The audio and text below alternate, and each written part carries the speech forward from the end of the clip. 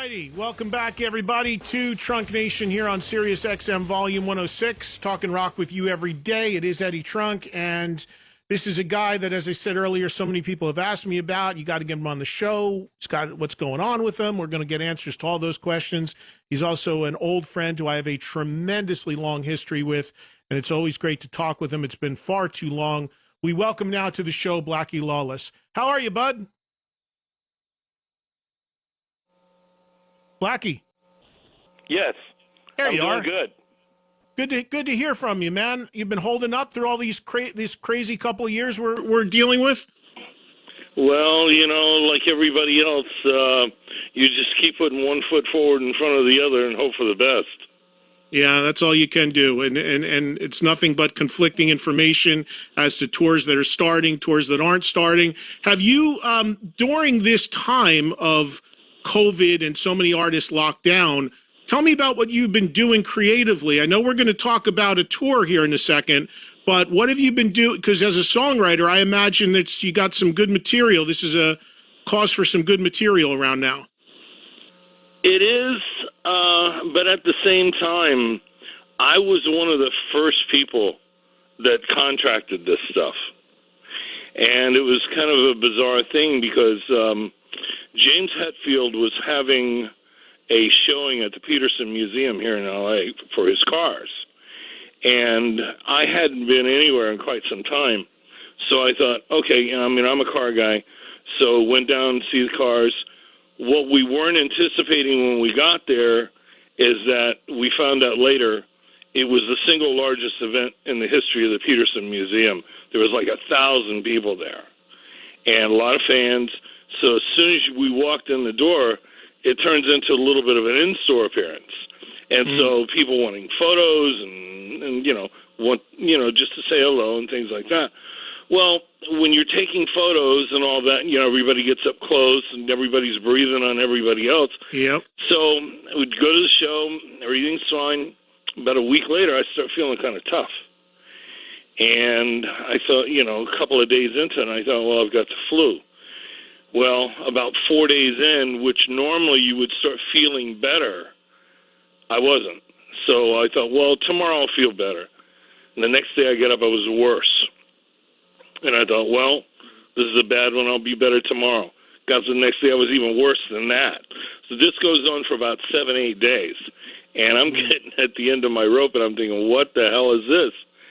And then I lose my taste and smell and all that. That went on for like 2 more weeks after that.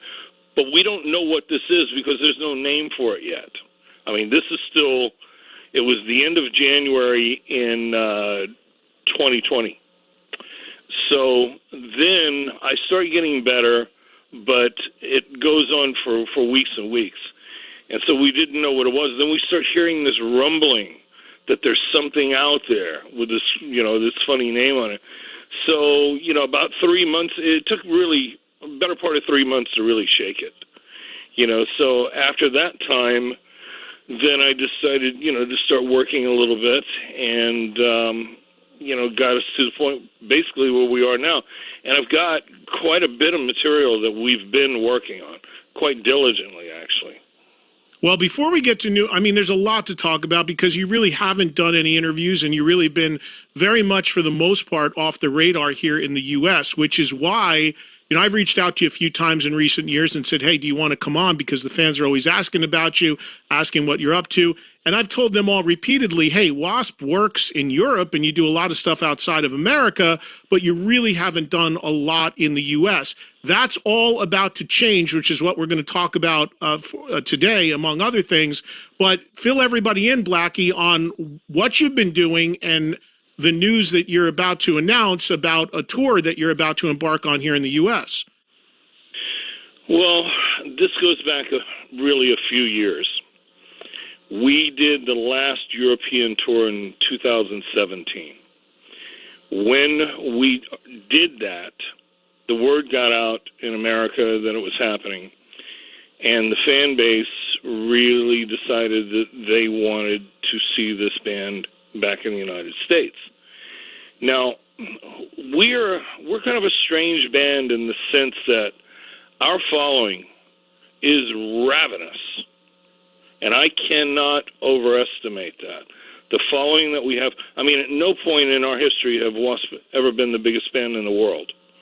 But the following that we do have, it's almost cult-like. So what these guys did, out of the goodness of their heart, a couple of thousand of them in the United States decided to get together all at one time. They all started talking to each other. They started reaching out to promoters. I've never seen anything like this happen before. And what they did is they created an awareness in the promoters' minds that really facilitated or got this ball rolling. And so, first and foremost, I want to say thank you to everybody that did that, because, you know, for the longest time, it's been 10 years since we played in the United States. And everybody says, well, why don't you play here? Do you not want to play here? What's going on? I don't know of a band around. I've never met a band that if you gave them a good tour to do would refuse it. And we're no different. But it's a question of putting the right things together. But it's also those promoters believing that there's an audience out there to be had. So, like I said, we go back to the fan base on this. The interest and the fervor they created lit this fuse back in 2017. And it's been going on ever since. So we signed with TKO, the booking agency, one of the bigger booking agencies in the United States.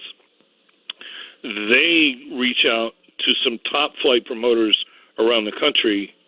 And because of that, I'm proud to say we begin for the first time in 10 years, October of this year, the 40th anniversary tour of Wasp.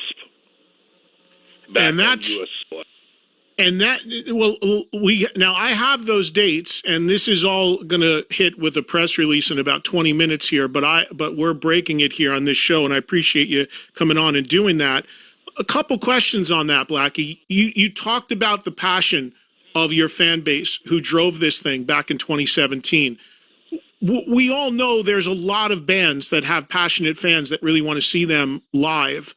Where do you, but you're saying your fans really went the extra mile here. What do you think that you've done or Wasp has done in your career, musically, connecting with the fans, whatever the case may be, that has generated fans that passionate? Where do you think it comes from? What do you think the connection is that's so strong to you and the band? First and foremost, I think it's honesty.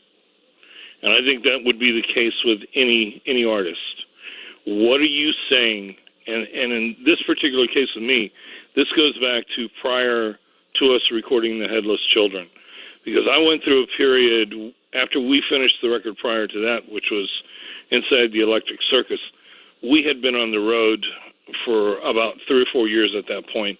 We'd done a record and a tour and a record and a tour and a record and a tour. You get out of that cycle, and you're literally punch drunk. You feel like you've been 15 rounds at a champ and lost every round. You know, I mean, you don't know who you are.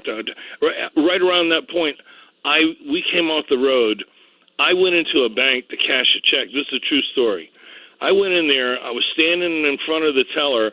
I wrote out the check for the amount that I wanted, signed it, did everything. I got to the date. I started writing the date out, and it was like March 20th. I got to the year, and I stopped. And the teller's looking at me. And about 15, 20 seconds goes by, and he told me what year it was. He realized I didn't know the year. And when he told me that, I thanked him for it. Since I've told that story, I've had other musicians tell me similar things that have happened to them like that. So you literally get punchy over a period of time. But I went through a period after that where I said, you know what? Who am I? What am I doing?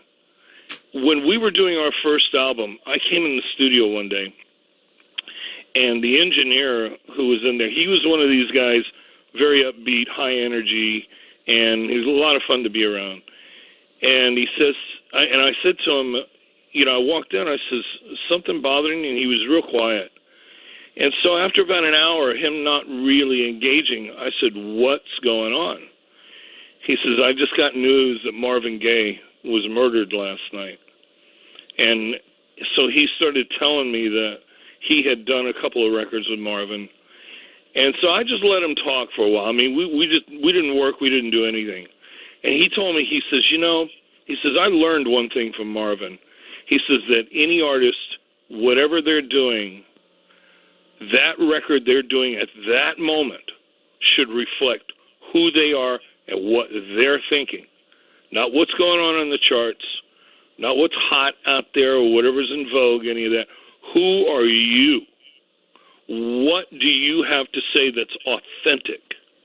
Because you can't try to mass. I mean, if you're making pop music, that's one thing, and there is a place for that. But if you're trying to communicate to an audience, and you're the kind of person that you're going to develop a lifelong kinship with an audience, and you're going to take them on that lifelong ride, they have to feel like they know you intimately. You have to allow those people the freedom, literally, to take off their shoes and start walking around inside your head to find the good, the bad, some of the stuff maybe you don't want to know, but all that stuff is reflected in the lyrics. And when you display that type of honesty, that endears people to you. Blackie, let me just key to any artist. Let me jump in on that. As a songwriter, is that a difficult thing for you to do? For you to be that open? Would you prefer to write in character, or is that, I imagine, to open yourself up to be that honest in your lyrics with what's going on at that time is not easy to do. Is that, would I be spot on that, or is it? Is it more therapeutic? At times you are correct, because writing is always a discovery process. When I wrote The Crimson Idol, everybody asked me when that record was finished, well, who is that character? Is it you? And I said no. I said, this is a guy, he's a half a dozen different guys I know in the music industry. He's a little of this guy, a little of that guy, a little something else, maybe 10% of me. And I rolled them all together, and that's who you get. Well, years go by, and I realized there was far more of me in him than I ever gave it credit for. Now, I'm not saying 100%, but way more than I thought there was. So that's a process of self-discovery. But as a person, as a writer, you've got to be, like Peter Gabriel said, digging in the dirt to find the places where we got hurt. You've got to be willing to go into those places. I went into that spot when I was making that record, and I stayed there for about 2 years. And when I came out of it, it was cathartic, and not necessarily in a good way. There was things I discovered about myself, my childhood, things like that, and it's like I'm finished with a project, and I'm thinking, why the hell do I feel the way I feel right now? I don't feel so great. How did this happen? Because you're uncovering a lot of stuff, but I know you have to be willing to share that with people. And there's some artists out there that don't want to do that. And hey, you know what? If they're successful and they don't have to, more power to them. But for myself, I found that is the key to really locking in that relationship with a fan base across the board. And I really don't know any other way to do it. Yeah, and if people really know the Wasp catalog and know your work as a writer, they know that that's been a theme throughout, because when you're talking, Blackie, about heavy moments and things and writing about them, and I mentioned to my audience before, you and I go way, way back. I mean, I think you were my first interview when the first record came out, and we've talked about that very funny story back in '83. But since then, we've always been in touch, and I'll never forget when you came into my studio, and this is now 20 years ago, in New York City, right after 9/11, and of course, you're originally from New York. And I remember the impact that had on you coming into my studio. You met some of my friends who were police officers, and I remember you were really impacted by that. And I do recall that the next record came out, "Dying for the World," and there was stuff on that record that was very connected to that, including a brilliant song called Hallowed Ground about that, I imagine, that experience. So I actually witnessed that firsthand, how that manifested itself in the music you were making. I don't see how anybody could witness what we all saw at that time and not feel moved by it. And you recall I had my dad with me at the time, and I remember the day prior to coming in to do your show, the World Series was going on. That was the reason we were there. But before the game, we went down to Ground Zero. And the thing that hit me the most that day was that smell, that electrical smell of burning wires. It was everywhere. You couldn't escape it.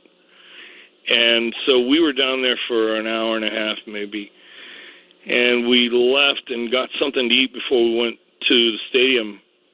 And I remember my nose draining while I was eating, and I could taste those burning wires in the back of my throat. That freaked me out. I'd never experienced anything like that before. And so how can someone experience something like that and not be moved? Then the next day we come in your studio, and you were talking about the police that were in there, and they've got that 1,000-yard stare. And again, you're constantly being assaulted everywhere you turn with the faces that you're looking at. Not to mention that this is not just me witnessing this at the moment. This goes back into my childhood. I mean, I grew up over in Staten Island. I had family members that walked the steel on those buildings when those things were going up. So anybody that has a history there, they're going to take that very, very personal. Yeah.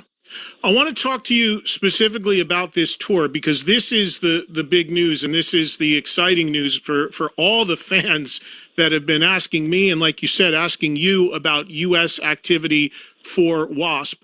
But and we have plenty of time here, so we'll get into specific dates and specifics about the tour here in a second. But I got about 2-3 minutes before I have to hit a break. I'm curious, Blackie, you had said that this fan swell started in 2017.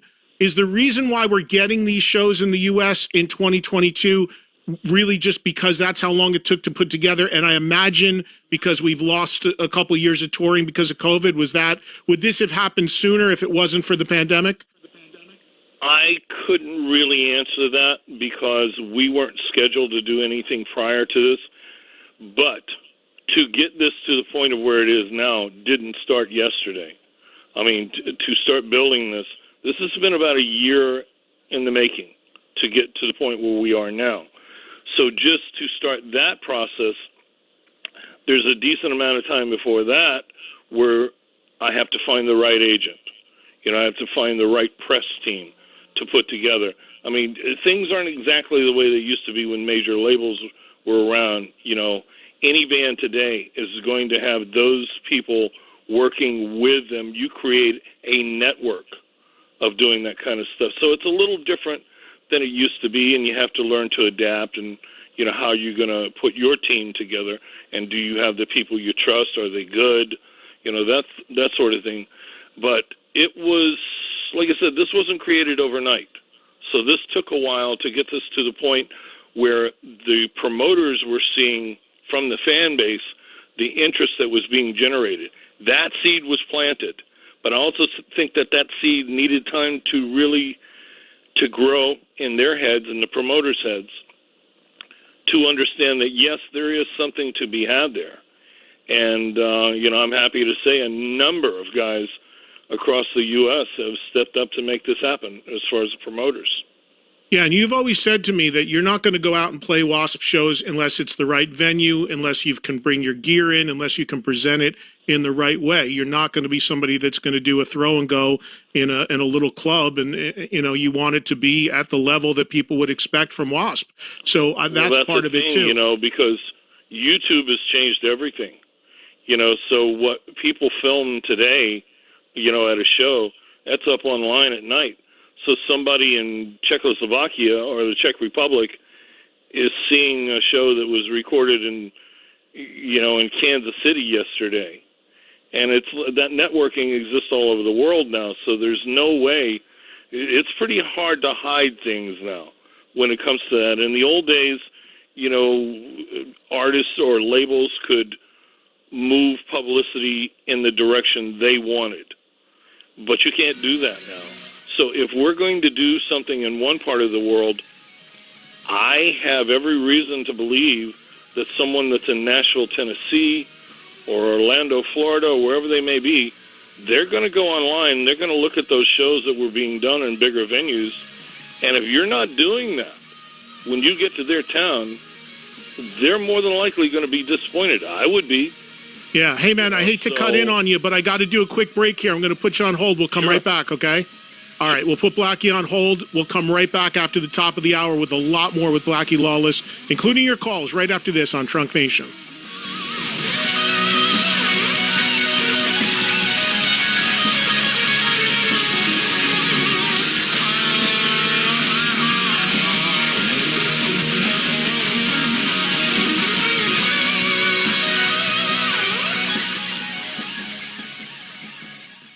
Trunk Nation with Eddie Trunk. I dig his style. He's got swagger. I'm a fan. SiriusXm. Real cool. I still have the T-shirt, actually. Volume.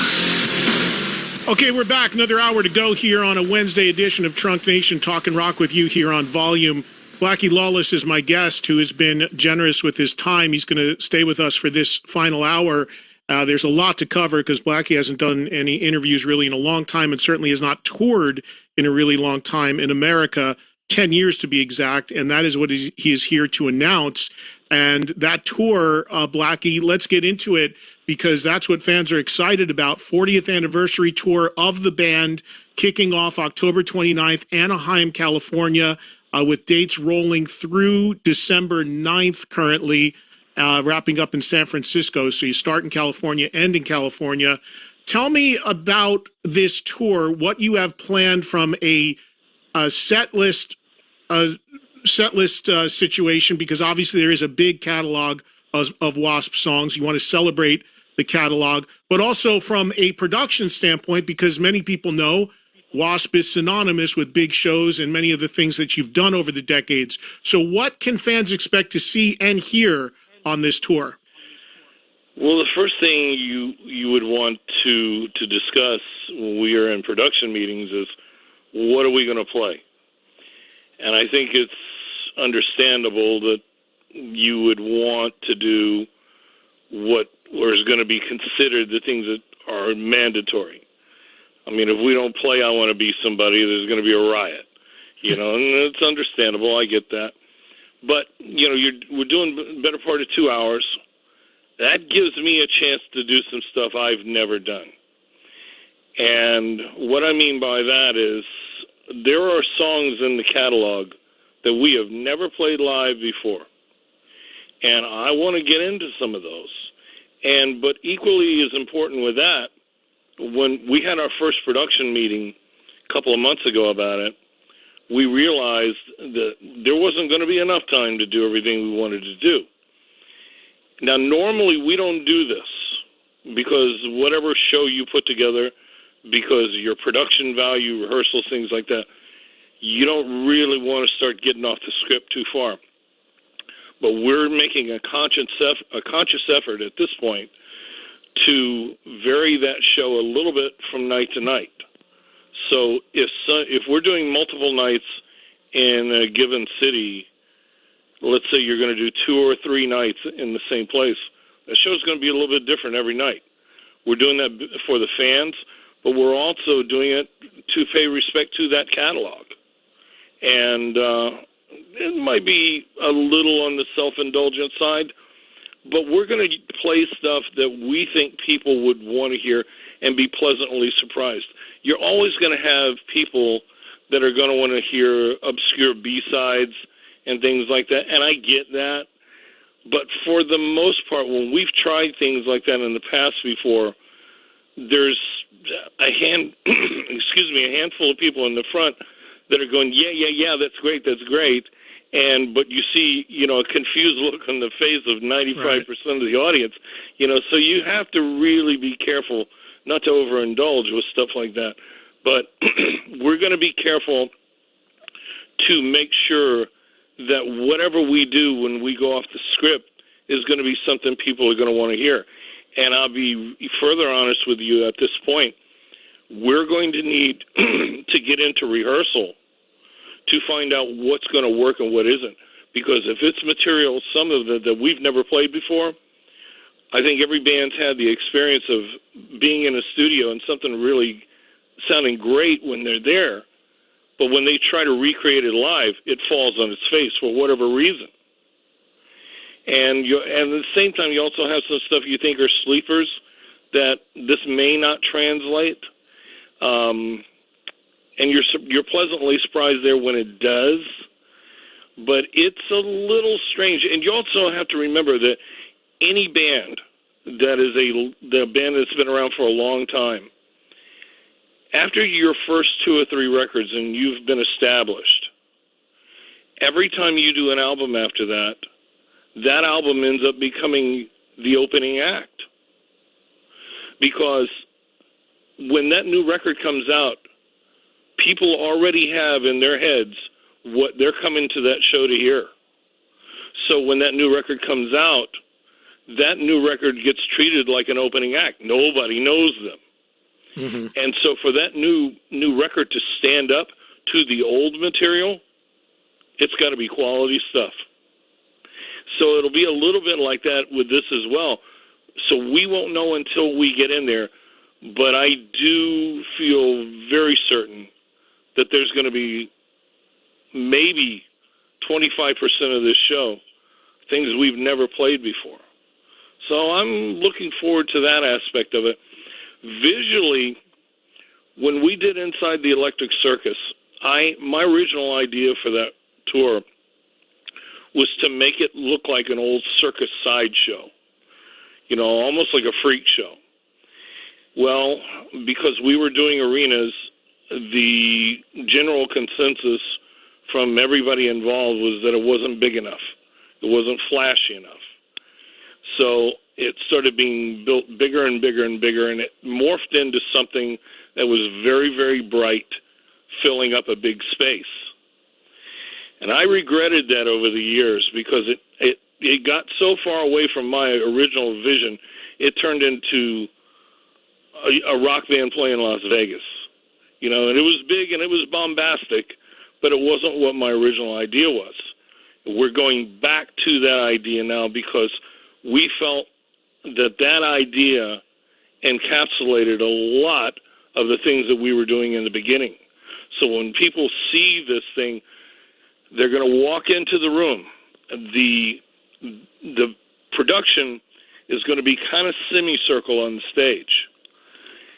You're going to see all kinds of, like the old sideshow banners that used to show the sword swallower, and the snake lady and things like that.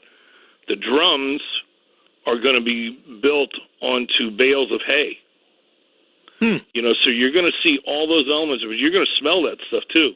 We hope when you walk in. What we're trying to do is when you walk in the door, it's almost like you're walking through the flap of a circus tent. We want you not just to be in the audience, we want you to feel like you're actually in this thing as if you were part of an old circus inside of an old circus tent.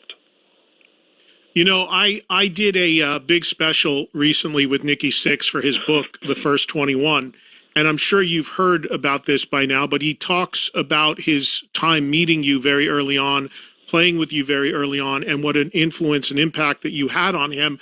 And there's been other books that have come out recently, too, about the early Wasp shows and what you were doing around Southern California with the raw meat and the rack and all of those things that was just beyond shocking at that time, just, blew people away.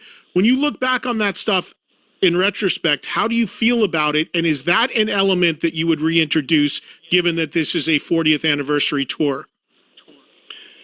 There is elements of it that we will do, but it won't be the same way it was before. And I'm just going to leave it at that because I don't want to let too much out.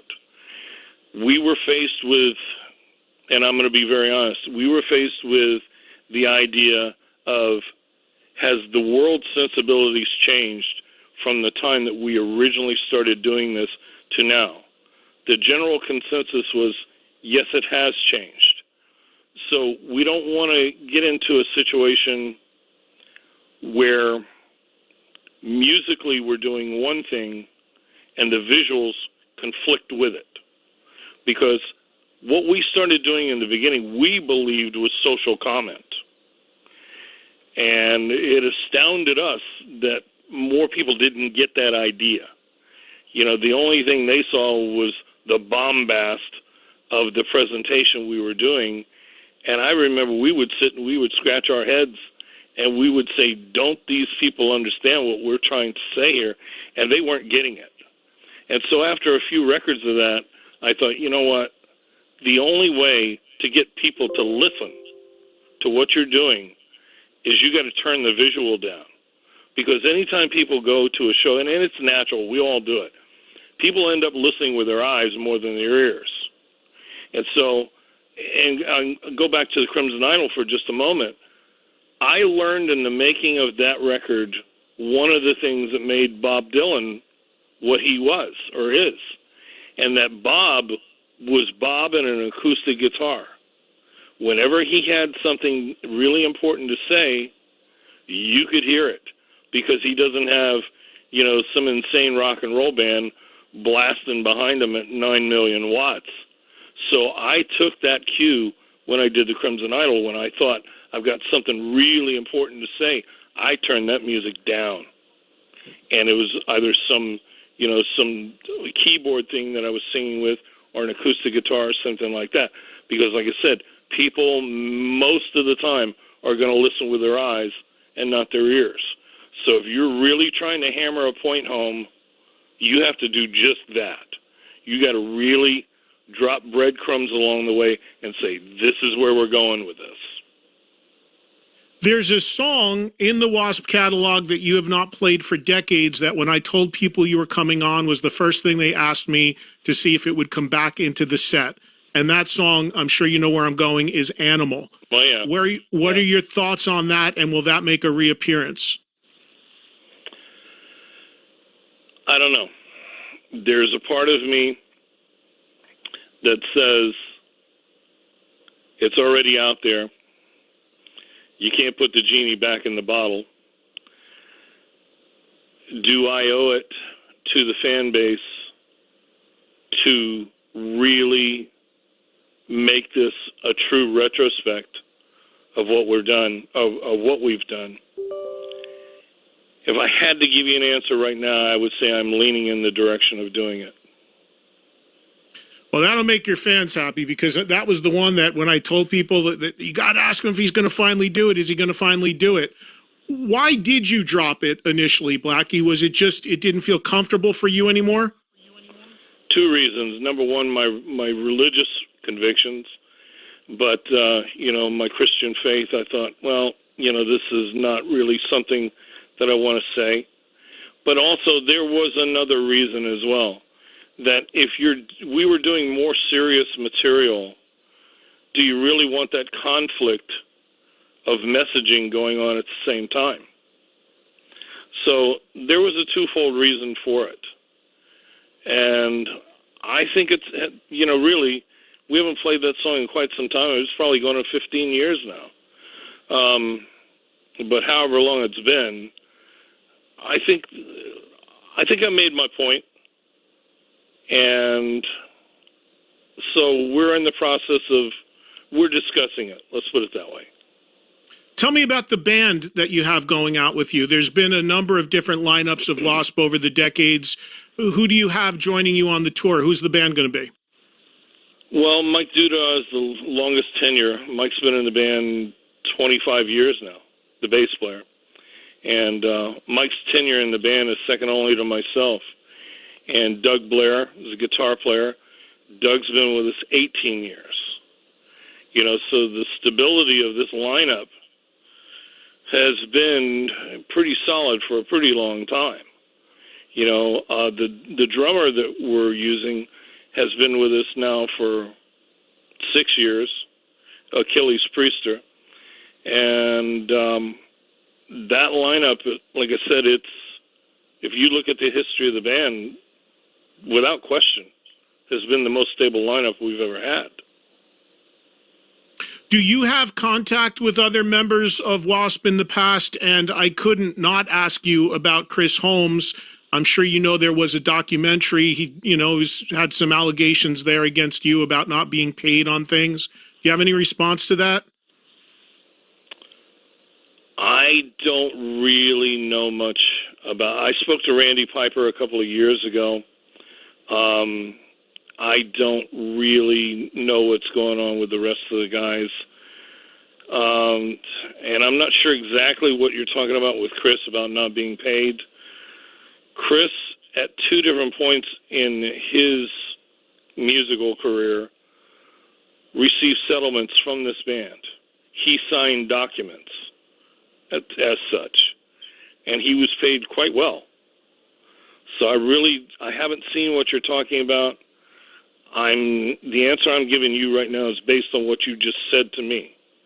Well, there's a documentary, which I'm sure you haven't seen the documentary, but there's a documentary called Mean Man that's not just about his time with you, but that's a big part of it, obviously. But I'm assuming you haven't seen the documentary then.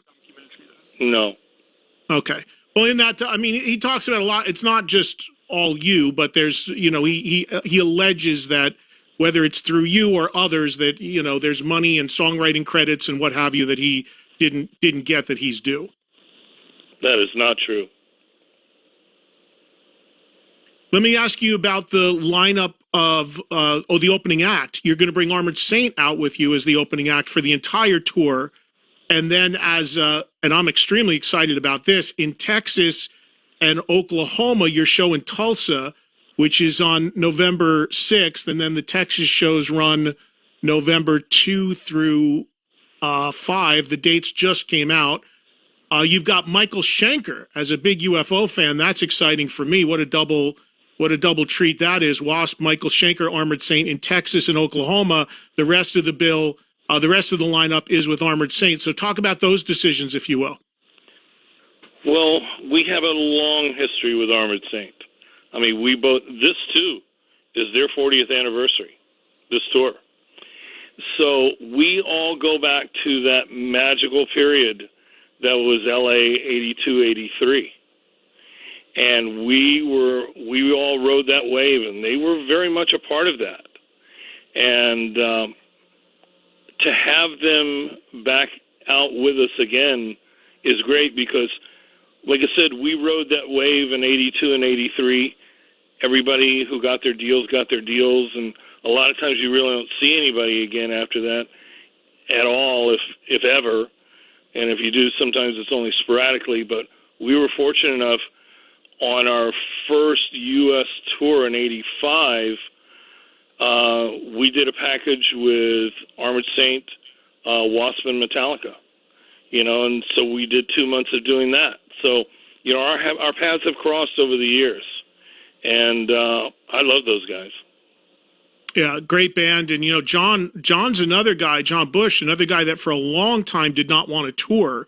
And now his kids are older, and now he seems to have talked to him, definitely has the itch to get out there a little bit. So by my estimation, this will be the most large-scale touring they've done in terms of the U.S. in a very long time. So that's another. I got a great respect for him. He's a talented guy. Yeah. I mean, the band is great. But John is a really, really talented guy. And I've not seen everything he's done since we started back in the early 80s. But, I would see things he would do from time to time. And he's a serious guy. And I'm really glad to have them out. And how come Schenker on the handful of shows, Texas and Oklahoma, how did that happen? Because the timing, he's starting on I believe the East Coast, whatever it was, because I asked about doing more dates together. It seems that the two bands are going in different directions on the tour. And the Texas thing, just the timing happened where everybody could be in that same location roughly at the same time. So after the Tulsa show, they're going one direction and we're going the other. And like I said, I wish it could have been more of it because, listen, he's something else. And when I say that, you know, for a lot of reasons, but he may not even be aware of it.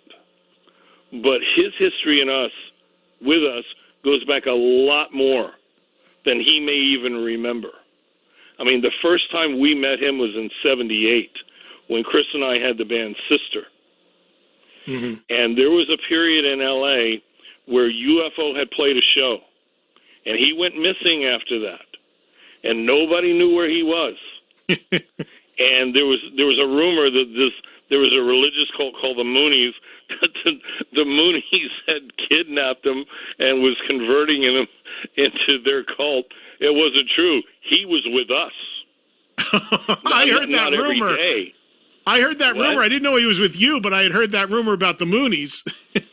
Well, I'll tell you how somehow, some way, he gets to be friends with Holmes. I still don't know how it happened, but we're in rehearsal one day. We had this rehearsal place in Hollywood. And this is a true story, what I'm getting ready to say right now.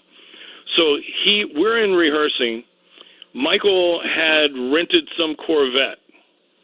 Now, Chris, at the time, had a Honda 750 motorcycle, and this thing was a beast. I mean, this thing could get up close to 200 miles an hour. It was a no-nonsense bike that Chris had hot-rodded. I mean, this thing was a monster. So Michael comes in. Whose bike is it? Chris is mine. He goes, can I drive it? Chris goes, no. He goes, that thing's going to get you killed. He goes, you're nowhere near prepared to get on something like that. Michael's not taking no for an answer. So this goes on for about 20 minutes, and finally Chris goes, okay, you got that vet out there? Give me the keys. Michael hands him the keys. Chris hands him the keys to the bike. So we're taking a break. And where we rehearsed, we had a little kitchenette area that was behind the rehearsal room. Now, where this kitchenette area was, there was a sidewalk about 3, maybe 4 feet wide. And that sidewalk went from where we were all the way down to Sunset Boulevard, which was about 2 blocks away. And I'm in the kitchen doing something, and the doors were open.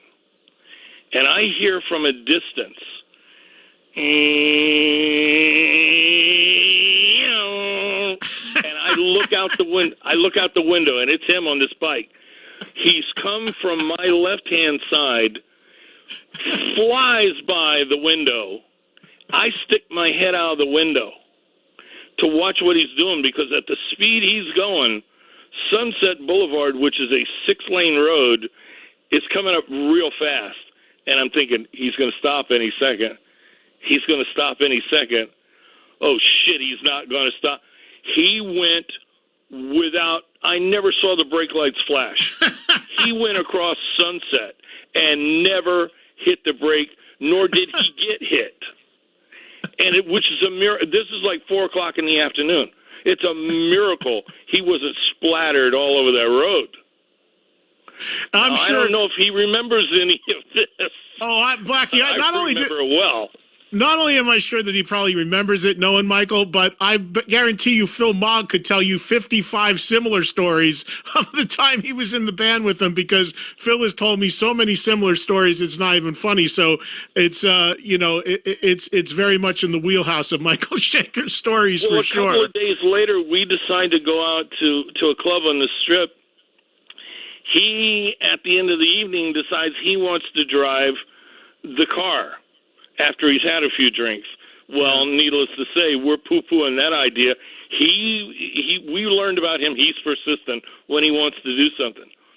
We're going down Sunset. Me and Holmes, this was a 4-door car. It was like, some old GTO or something like that. Michael's driving. Our bass player's in the riding shotgun. Chris and I are in the back. It got so bad, we were going down a hill at one point. Chris and I were hiding in the back seat on the floorboard because we knew we were going to crash. We were going to get wrapped around a telephone pole any second. You were braced for impact. Absolutely. And we were drunk.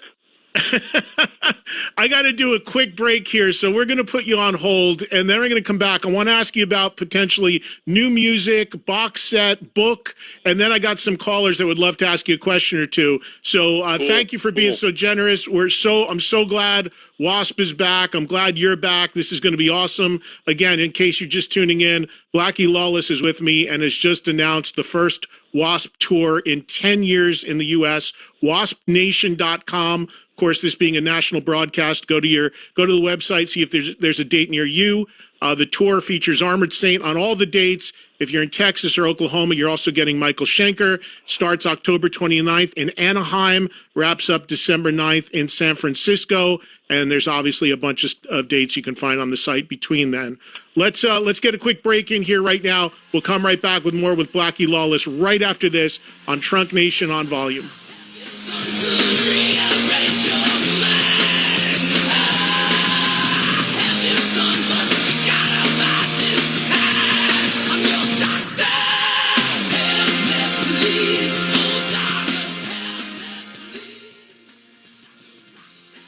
If he ever lost his cell phone, whoever found it would have every number for every rock star on the planet.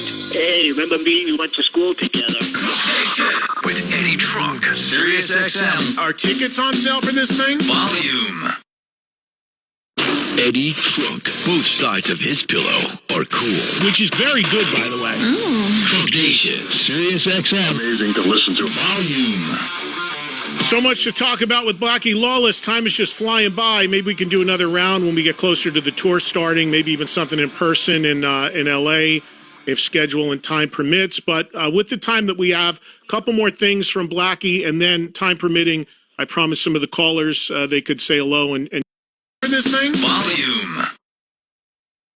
EDDIE TRUNK. Both sides of his pillow are cool. Which is very good, by the way. Trunk Nation.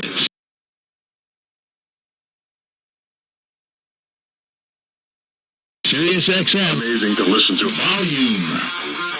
So much to talk about with the time that we have. A couple more things from Blackie, and then time permitting, I promise some of the callers they could say hello and jump on with you. But Blackie, let me ask you. Over a hot studio for ages now, and I don't know when it's going to come out, to be honest with you, because there's going to be not scheduling conflicts, but we're going to have to space it because we have this 40th anniversary box set that's going to be coming out as well. And that thing is going to be really cool because, you know, it's going to have a big coffee table book. And there's going to be in that, we're thinking that to put the entire retrospective together, so you'll have, we're going to call it 40 for 40. So 40 songs for 40 years. But in addition to that, there was a set of demos that we did before we did the first album. We demoed that record 3 times before it was ever recorded. And by the time the first album was recorded, and people say, well, why did you re-record it for the actual record? Well, that's technical, legal mumbo-jumbo that labels want to own the masters when a band first starts. Knowing what I know now, I wouldn't have done it. I would have let them use the demos. The demos, no matter what people think of that first record, I mean, it's considered a classic now, and I get that and I appreciate it. Those demos are better than the first record. Wow. This is not some sales hype I'm giving you. I've heard them.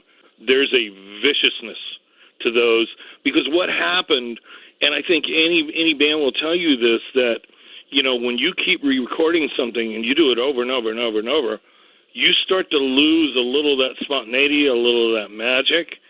And by the time we got to actually recording the record, that would have been the 4th time we recorded that. And so we peaked somewhere between, you know, demo 2 and demo 3. And so we're going to put all 4 of those in there. And this is going to make a really cool set I'm excited about. And, you know, on that note, for the book that I was talking about, we're going to do a thing on the website, and anybody listening now, if they want to participate in this, they can. What we're looking for people to do is if you have an old poster with a band on it or any old memorabilia or anything like that, we want you to go to the website at waspnation.com. Show us a picture of what this is, of what you have. And if it's something that we think we could use, we will then ask you to send it to us. We'll return it. But if you do that, you will get a credit in the back of this book. Nice. All right, so that waspnation.com is for all the Wasp fans out there. If you have some cool collectible or something that you want the guys to see, you should absolutely go ahead and maybe get a chance to be in the book. Do you think there's a chance you would have a new song out, or do you want to before the tour starts? The tour still a bit down the line. I know that it's more about the history, celebrating 40 years, but would you like to try to target at least a song by the time the tour starts, or is that not important this time around? Oh, no, there'll be more than just one song. I mean, for that box set, we're going to put 2, 3, maybe even 4 new songs on it. Okay, so look forward to... you want to do that, yes, you want the retrospective and all that, but you also, you want to make it as well balanced as you can.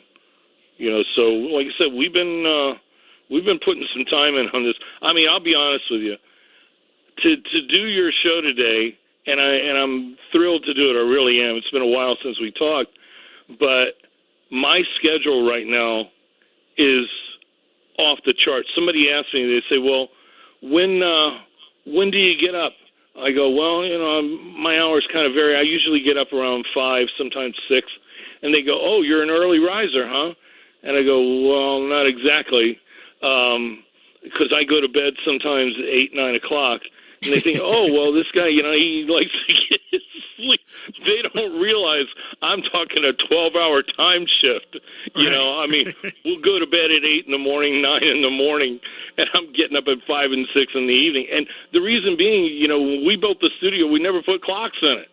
Right. And I wanted it like that. I wanted it like a casino. I didn't want anybody worrying about what time it was. It's like you go in there, you work till you're tired, and some days that maybe it's only 4 hours, and then you're not getting anything. We'll come back tomorrow. Some days you're in there for a long time, and those are the days you don't want to lose. So like I said, your schedule is totally backwards, and I just don't care. It's like whatever is working for me at the time is what I'm doing. So as far as having a schedule, I have no idea what that is. well, I'm quite nocturnal myself, so I can relate. But I get, when you're in this business, I mean, yeah, the hours are all over the map. So you just adapt and you make it work for you. So thank you for getting up early, Blackie. I know you're in California, which makes it even earlier. So trust me, I get it. A little bit. I relate completely. I have a place in Vegas now. When this show starts at 2 Eastern, when I'm in my place in Vegas, I got to set the clock to be on the air at 11 o'clock. So I get it completely. Would you want to, do you have an autobiography in you? Would you like to do that? What we're doing is everybody's asked for years, when are you going to do this? When are you going to do this? And I know everybody probably says the same thing when they've got a book they're either working on or getting ready to write. But when I sat down and really in earnest started putting stuff together, it really hit me that because, when it's your life and you get used to things that are going on around you, you think, well, it's just everyday life and this is what happens and everybody's experiencing this. Well, that may be true and it may not be true because it depends on what you're used to. And when I started writing down the stuff that actually happened, I looked at it and it really blew me away. And I thought, okay, what are we going to call this thing?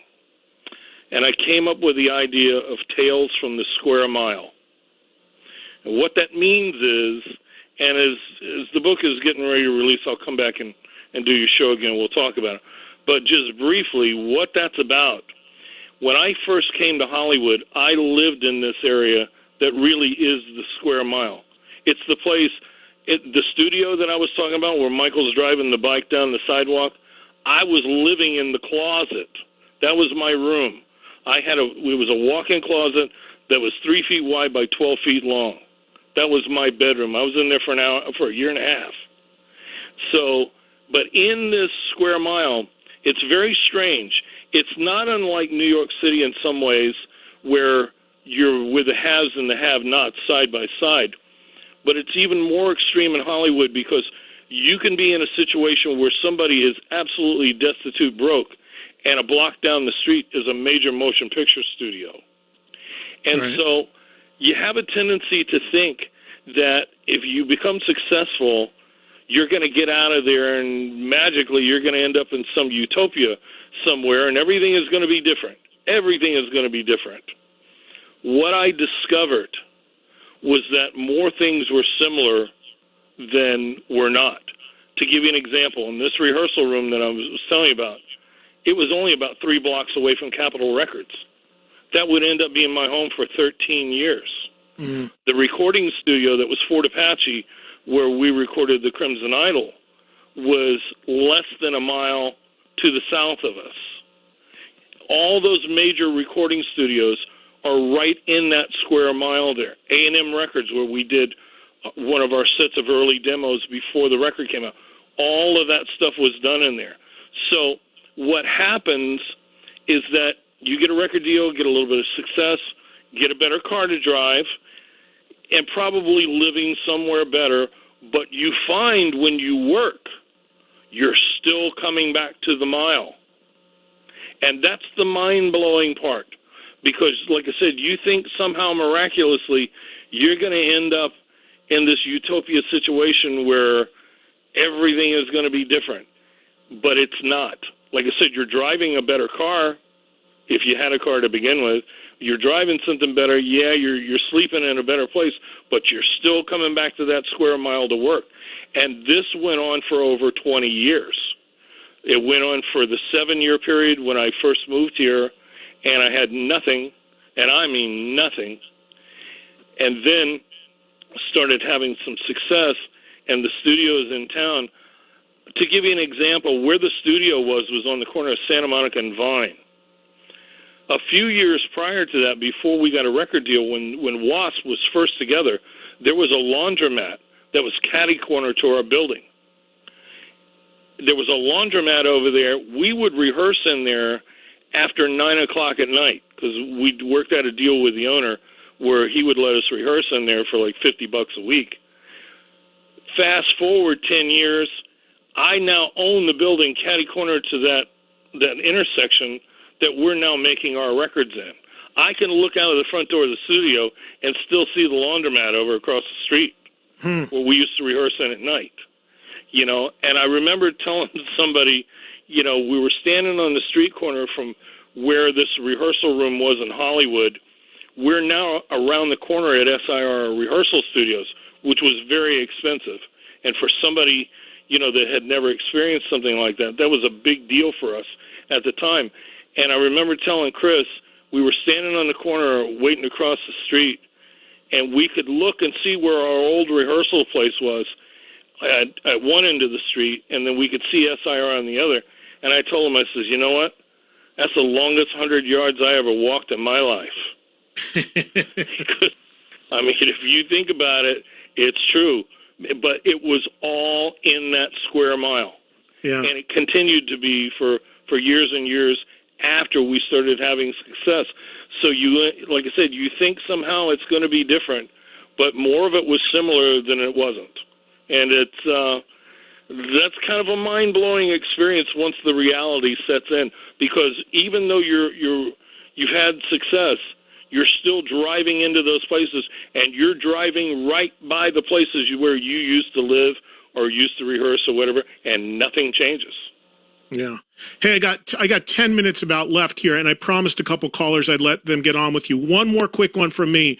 Recently, we lost Frankie Banali, and he was a part of the Wasp lineup as well. What are your memories about Frankie and what he brought to the band?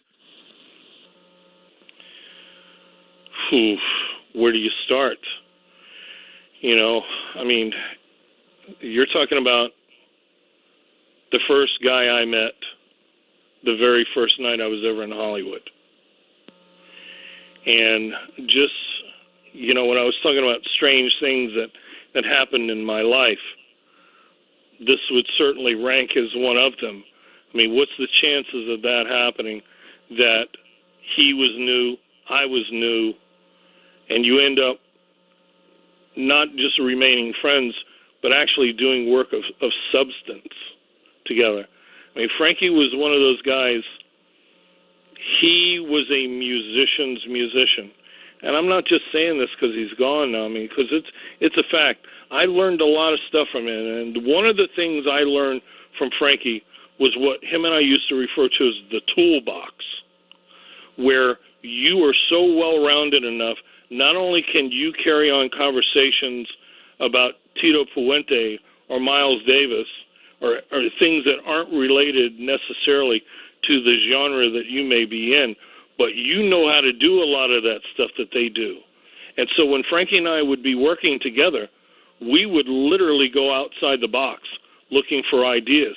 And there was very little that he couldn't do. And if we ever came up with an idea of something that he was struggling with, he'd figure out a way of making it work because he could go to that toolbox and start cobbling enough things together that he could figure out a way to make it work. He was extraordinary when it comes to that. And as a friend, I miss him. I mean, there's no other way to say it. Yeah. I mean, I felt when he passed, my Hollywood childhood went with him. Yeah. Let me do this, Blackie. I know I told you we would not hold you through a break, but timing-wise, it's going to work out a little bit better. So I'm going to do a quick break here, Joel. Blackie, if you don't mind sitting through like 2-3 minute break, and when we come back, we'll have about 10 minutes left. And I could talk to you all day. It's been too long. We'll do more down the line. I promised a few phone calls, and you were nice enough to say it's cool to have a few callers join us. Sure. So right after this break, a few of you folks, I'll let you on the air to say hi to Blackie Lawless. Again, waspnation.com. The tour is now announced. Check out and see if there's a date coming near you. Go to the site right now. We'll come right back. A few more minutes with Blackie Lawless after this on Trunk Nation. All right, we got a few more minutes left to go. I could talk to Blackie forever, and we'll hopefully do more down the line, but I promised the audience a chance to say a quick hello, ask a quick question. Time is short, so we'll get as many in as we can here. Let us begin with David, who's in California first up. David, you're on with Blackie Lawless. Hi, Eddie. Hi, Blackie. Thanks for the time. Hi, David. How are you? Good. I'm going to stick in the magical period, as you called it, 83. I have a question regarding Motley Crue's Shout at the Devil album comes out. It's a breakthrough album for the band. They're on tour with Ozzy. They're playing the US Festival. Little did I know that the look and image of that band was identical to a band called Sister, your band. And my question is, what was your headspace at that time, seeing this and thinking that could have been me, should have been me, that will be me? What were your thoughts on that? I was at a period in my life where I was more interested in writing songs, and I didn't really think I would probably ever play live again. I know that may sound strange to you right now, but I was concentrating on songwriting. And Nicky and I had been really good friends. I mean, him and I were tight. And so he comes to me one day and he says, "Hey, you going to use any of that stuff you used to use?" And I said, "No, not really." He says, "Do you mind if I use it?" And I said, "Yeah, sure, whatever you want to do." I mean, I gave him a couple of cautionary tales about, getting into the occult stuff, which went kind of through one ear and out the other, but, it was what he wanted to do. So I really, that was his thing, whatever he wanted to do. But, anytime you reach a point in your career where you think you're going to go one direction and you end up going somewhere else. I mean, to be totally honest, when I was talking about these early demos, believe it or not, we never had any intention of playing live.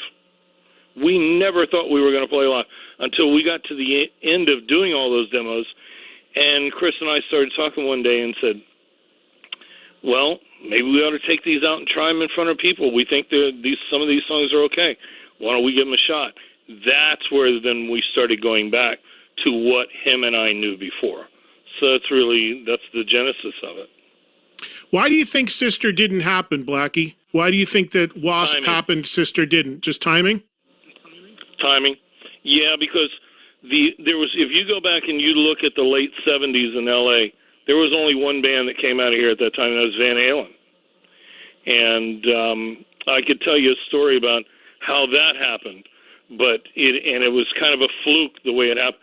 There was another band that Ted Templeman went to see that night, and I won't mention who they are, but Van Halen happened to be opening the show, and Van Halen got paid a case of beer that night, but Ted Templeman saw them, and what's the old expression? Lives have been changed by missing a bus or destinies, so things like that happen.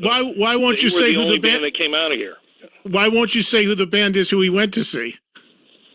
I don't want to embarrass them because Ted Templeman went to see them. Did they ever become anything?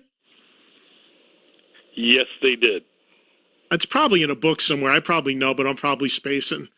But all right, here's Joe in Nevada. Joe, go ahead. You're on with Blackie Lawless. Hi, Blackie. My name's Joe. Hi, Joe. How you doing? Glad to hear you coming back in concert. Ain't we all? Yes. I've been trying to log on while I'm listening to you also to get the tickets for Anaheim. And it's not letting me through yet, but I'm going to keep trying. I just want one quick question. I think they just went up about an hour ago, so it might take you a little bit. Yeah, the tour actually got announced with this show, with the announcement of it at 3:00 Eastern. So it's probably just getting ramped up. Joe, keep trying. What's your question for Blackie? I will. I just wanted to ask him, since you're doing some new album coming up, are you going to include any of your older songs, like from Sister or even from Killer Kane? Even one, I would love to hear it, the old version, or if you could re-record one of them. That would be the most awesome thing to hear. I wouldn't think so, because I think any of that stuff that you're referring to, you could find it on YouTube. I mean, somebody's documented it somewhere at some time. And I also think, just from my own personal position, I would want to do something newer, because again, what I was talking about earlier in the show is that the best way to make music is to reflect who you are at the moment, not who you were 5 years ago or where you think you might be in 5 years from now, because you can't write from an honest perspective, especially the lyrics. So anything I'm going to do, I'm going to try to give you a little snapshot of what's going on in my head at the moment. Got a couple minutes here left. Here's Al in Jersey. Go ahead, Al, jump in. Blackie, it's a pleasure to talk to you. Another Jersey boy. How are you? I'm good.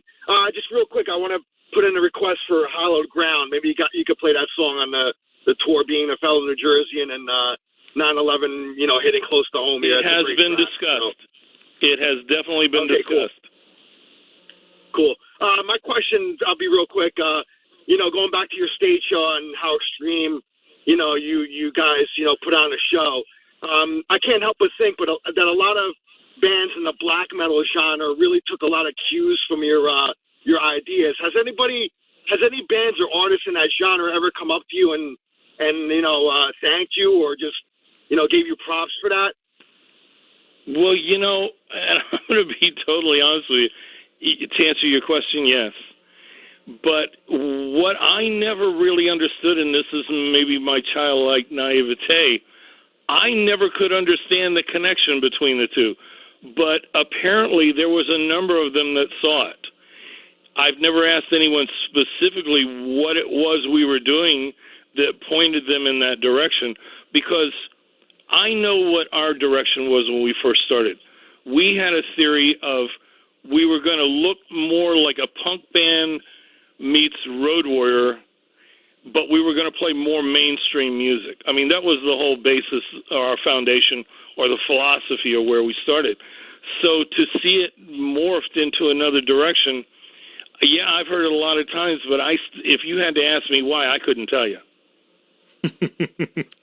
All right. Well, listen, I got to wrap this up here, but Wasp 40 Years Live World Tour. Folks, all you guys asking me and asking Blackie and asking anyone, where's Wasp? When are they going to play America?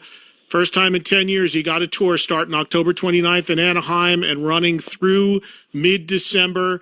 You just heard early on in the show, Blackie talked about the development of the stage show. They're working on that now. Set list working on that now. And a lot of great stuff. Armored Saint, special guest on all the dates. If you're in Texas or Oklahoma, you're You're also getting Michael Schenker. My friend, it's so great to connect with you and hear from you again. I'm so happy you're doing this, and it's wonderful talking as always. Doing this. This is an hour, this was an hour and a half. It went by like 5 minutes. It did. It always does when we get talking. So anytime you want to come back on, maybe we'll do more when we get closer to the start of the tour. I get to LA quite a bit. Hopefully, maybe we can even do something in person. But all the best to you. All the best to you for the new year. All right, and take care, bud. On behalf of all the rock fans, welcome back to the U.S. We're psyched to have you. Thanks a million.